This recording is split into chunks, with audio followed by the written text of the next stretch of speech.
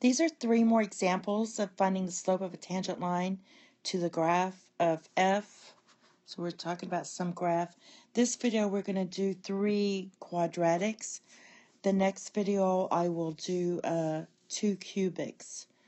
So we're going to graph f and the tangent line. We're going to find the slope using our slope formula here, taking the limits. Recall in the previous video that the slope of the tangent line is basically the limit of all the secant lines as they get closer and closer to the tangent line. And then we're going to use the point slope formula and find the equation of the tangent line. So I already graphed all of these before, so we're basically concentrating on the algebra. So the first thing we're going to do is try to find the slope of the tangent line. And you write as the slope of the tangent line. And we're going to take the limit as x approaches 1, and negative 1 actually. We're looking at our x here. This is considered your c. Okay, and then we're going to do f of x minus f of negative 1 over x minus a negative 1. And we're going to clean that up. The limit of x as it approaches negative 1. F of x is x squared plus 2. And then negative 1 squared, this is going to end up being plus 3. It's minus a plus 3, so it's going to be minus 3 all over x plus 1. So remember, you're plugging in negative 1 here. I'll do this in a cloud. You're plugging in negative 1 here, and you get negative 1 squared plus 2 equals 3, and you're subtracting that. So when you clean it up, you're going to get the limit as x approaches negative 1, x squared minus 1 over x plus 1.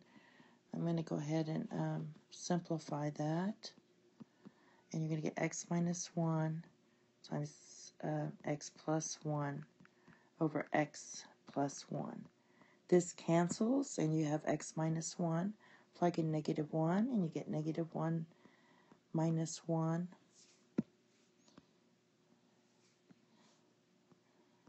equals negative 2. So that's your slope. And now we're going to put in our formula that I showed on the previous page.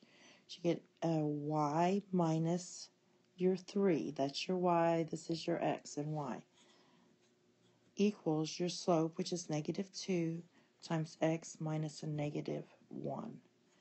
And we're going to clean that up. You get y equals, I'm going to go ahead and distribute here, and then I'm going to go ahead and add the 3. I'm going to do 2 steps at once. So we're going to get negative 2x. This is a plus, so that's going to be minus 2 plus 3. So you get y equals negative 2x plus 1. All right. So basically, I already graphed this like I said before. I graphed y equals x squared plus 2 here. By the way, it's kind of hard to draw on the iPad. And I didn't put a ruler on here, but it's only supposed to touch. This is the equation of the secant line we just found. And it's only supposed to touch at this point here. It looks like it's touching more, but it's just touching at that point. And that's your equation of the secant line. Not the secant line, the tangent line. All right, here's another one. So we're going to do the same thing, and we have one more after this. So the slope of the tangent line equals the limit as x approaches our c, which is 1, of f of x minus f of c, which happens to be 1, over x minus my 1. Now, I'm going to fill this in, and we get the limit as x approaches 1.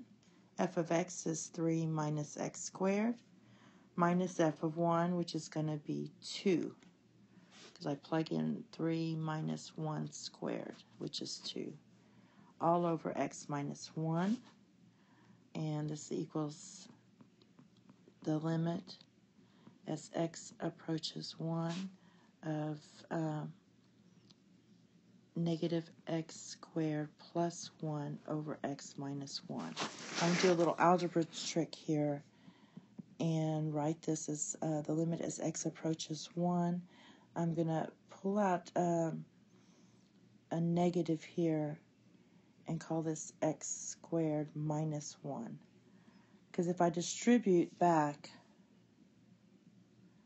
I get this again. So that would be okay to do. And then I'm going to put x minus 1. And the reason I want to do that is because I can't plug in 1 yet.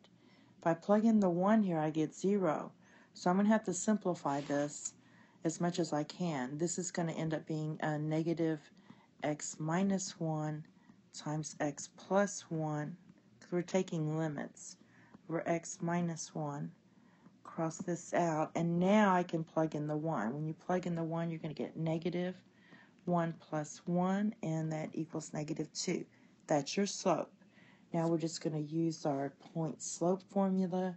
Y minus my 2 here equals my slope here times x minus my c here, or my x here.